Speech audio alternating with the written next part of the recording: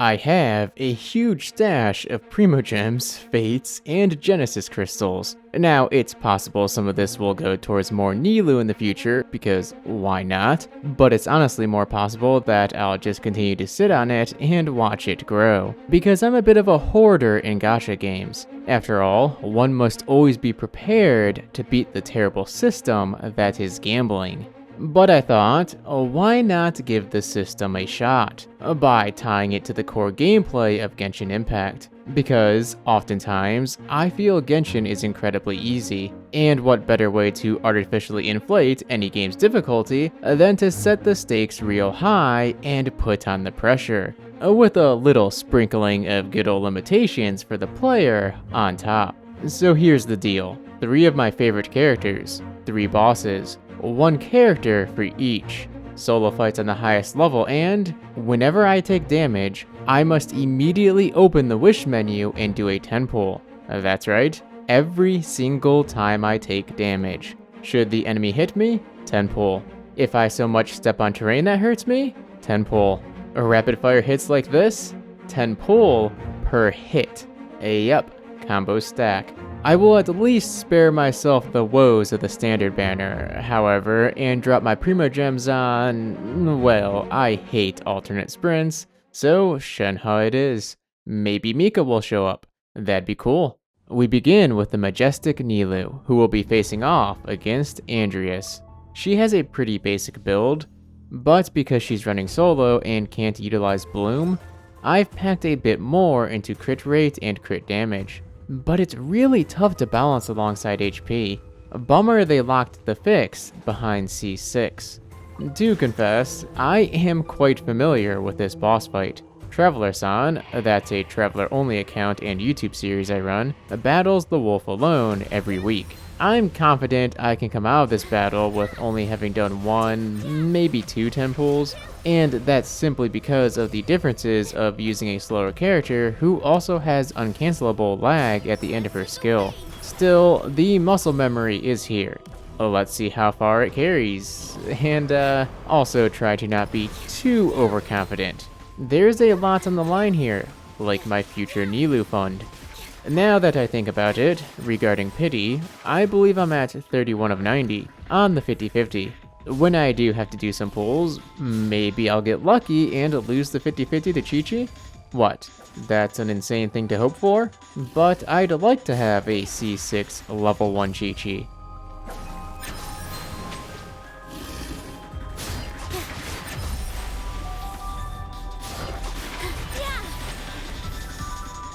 Uh-oh, gotta be wary of an Andreas near half health. When his interlude phase triggers and he dashes, that can damage you. He always dashes in the direction he's facing, making it a good idea to attack from behind or either side.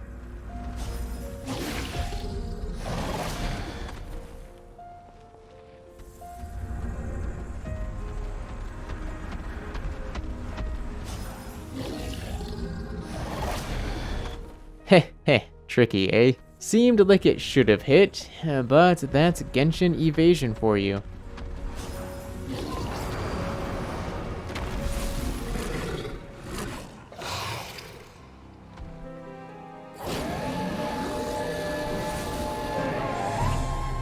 Alright, the party is starting. No overcommitting to offense. Take time to dodge those 10x pool bombs dropping from the sky, because believe it or not, the icicles cannot be evaded with sprint invincibility frames. Have to fully clear their area of effect. That said, I don't have all the time in the world. Andreas has a certain unavoidable attack that hits many times. And unless I want to lose upwards of 32,000 Primogems from a single attack, I had best get a move on.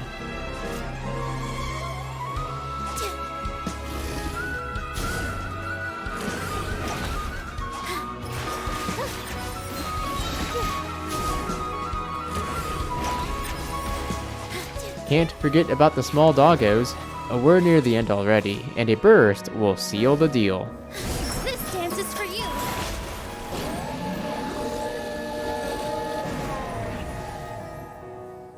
Whew, not even a scratch. Nice. My Primogems that may go towards making Nilou even stronger are still safe. Good job, Nilou. As mentioned, I've fought the wolf solo a whole bunch on Traveler-san, and I'm very familiar with the battle. As such, let's get out of the realm of comfort and take on a boss that's a little bit larger, and one who also has many attacks that cannot be evaded with sprint invincibility frames.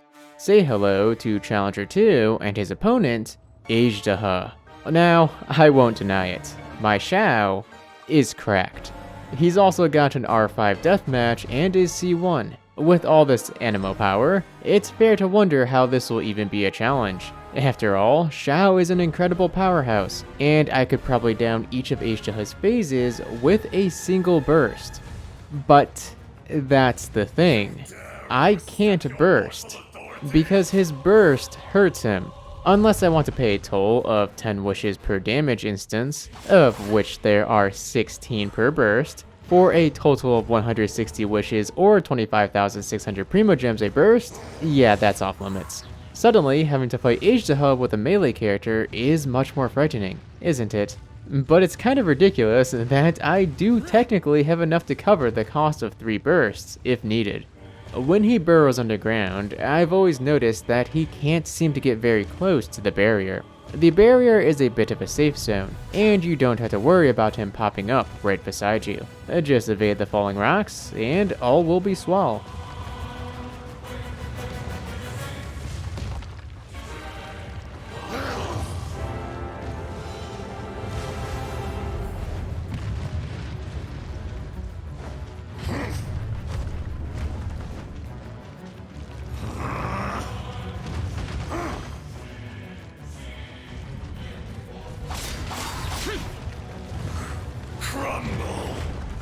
So many close calls. Easy, big guy. Something tells me my Primogems aren't coming out of this one unscathed. His attack frequency is high. He has a huge arsenal of huge attacks with huge hitboxes that cannot be avoided with a sprint. Like that tail sweep. What the heck? Useless. The enraged Earth will not absolve you!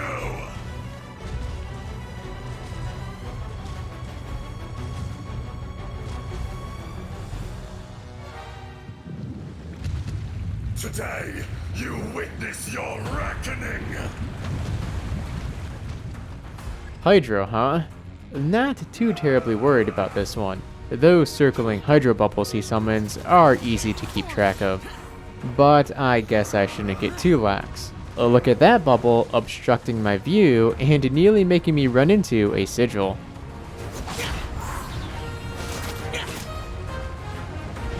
Whoa, what? It shoots out hydro trails.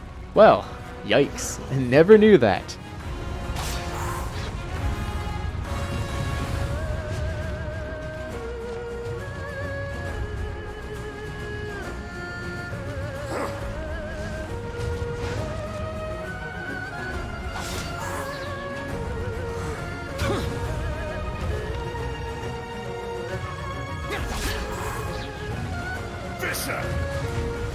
So all his stomp attacks shoot out those hydro trails. Noted, I have underestimated Hydro Azhdaha.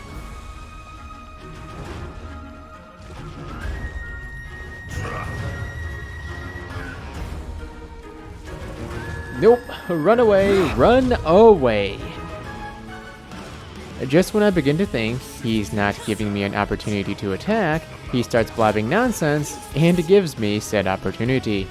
Onto Electro we go.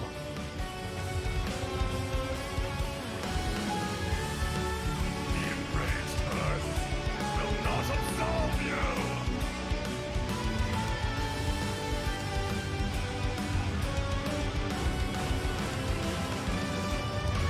You stand upon your tomb, though you know it not! How much do you know about Azhdaha's Electro phase? Personally, me, not much until now. Whenever it begins, he always burrows underground, yep, just like that, and spams those electric attacks while his tail takes the beating of a lifetime. And by the time he resurfaces, a single point of damage is all that's needed to defeat him. Obviously, that's not happening. And holy heck, that's a real close call. So, anyways, yeah. Let's see what other attacks the big fella has. And if you think I'm being too cautious, not attacking him as he surfaces, that right there is why. The tail sweep now sends out little electro orbs. Doesn't seem too dangerous. Oh, more electro orbs. I thought I was fighting Electro Azhdaha, not Projectile Azhdaha. What a tricky big bugger.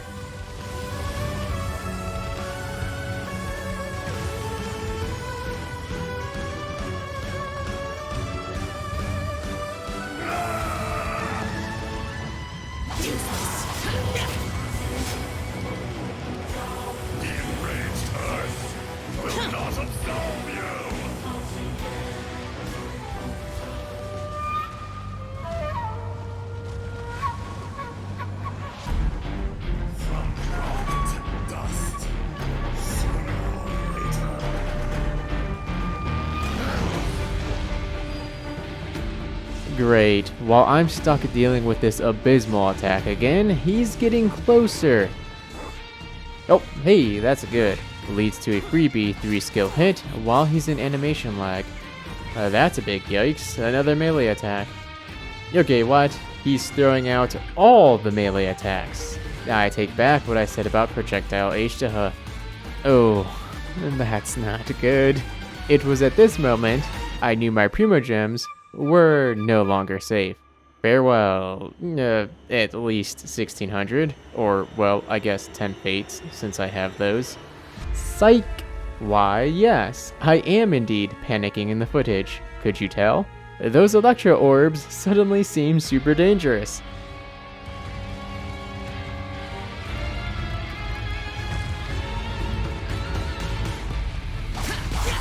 Back to the earth! He's really making me go through this attack once more, huh?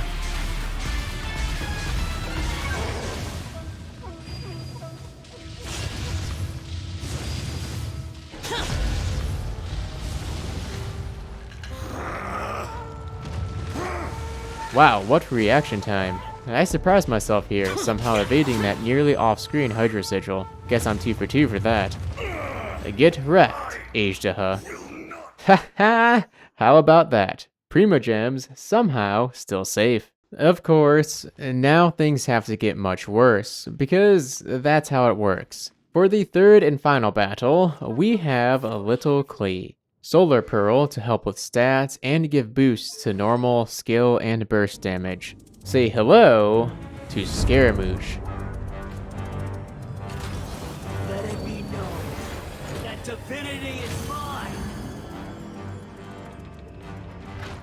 Now, sure, I've already beaten this dude in another video without ever taking damage, but that was by using a trick to get behind him.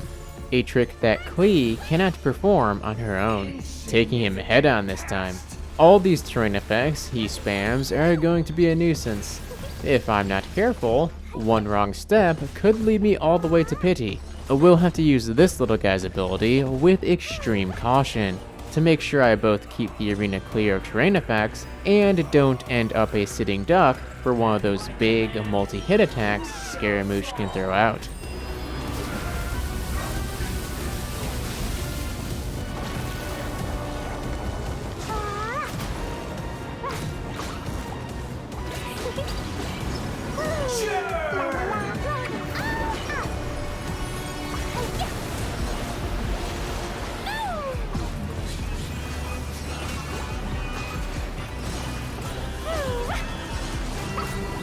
Insignificant past!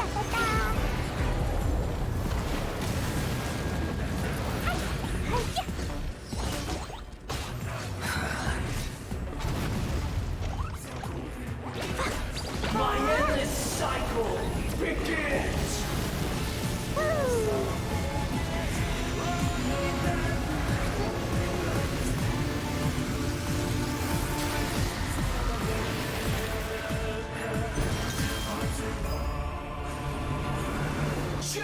He really likes his Anemo attack. Well, no surprise given his future vision, eh? And not that I'm complaining, super easy to evade by going to a corner. It also opens him up for a bunch of free damage.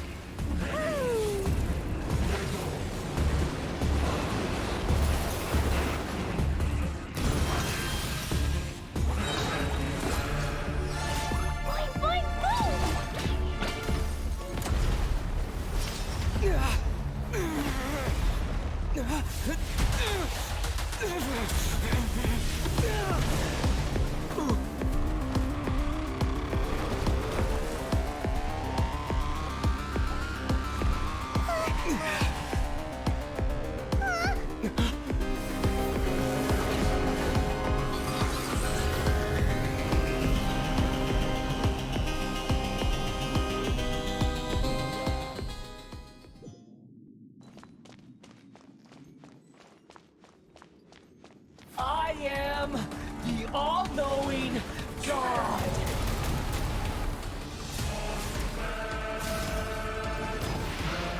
Burn to oblivion. Ah yes, the RNG attack. Just gotta run around, time sprints, and hope for the best. I wouldn't be surprised at all if this attack ends up being the cause for my first 10 pull. He is just not letting me get those crystals.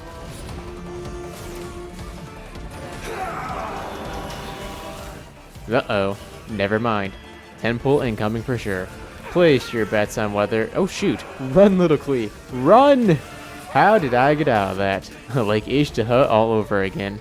Finally you can get these. Klee totally just pushed this giant Gundam looking robot like it was nothing.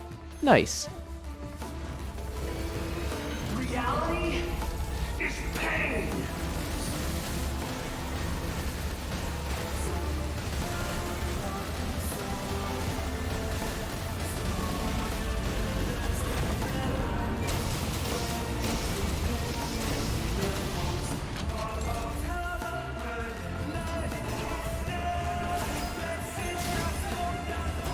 Ready, aim.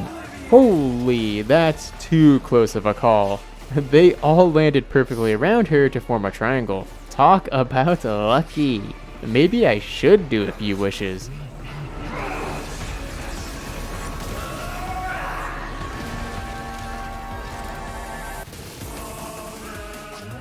Okay, the hardest part.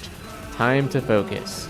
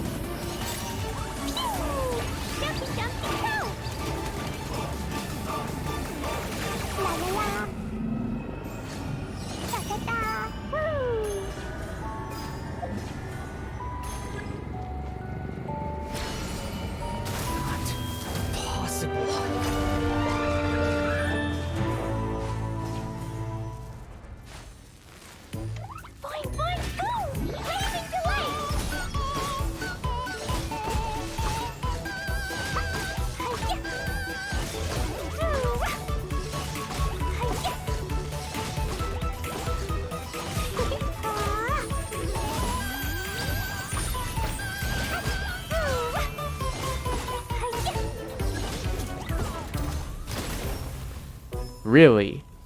Throw them farther, Klee. Just a little farther. I'm too scared to get closer. Huh. What an anticlimactic end. I mean, wow. What a surprise. Who'd have thought I'd get through all those trials and tribulations without ever receiving damage, even once? My Primogems are safe. And, sorry, Shenhe. I guess. I didn't actually want you anyways. Mika, on the other hand... Thanks for watching. I do hope this was more enjoyable than watching some guy gamble away his precious in-game savings. If you, haven't already figured it out, well, watch until the very end. And if you enjoy silly challenges like this, which I sometimes do with much less at stake, or want to see glitches in Genshin, or the game just broken in general, feel free to explore the channel and drop a subscribe if it's your cup of tea. This is Musashi, signing off. Till next time. No, right. Happy April Fools.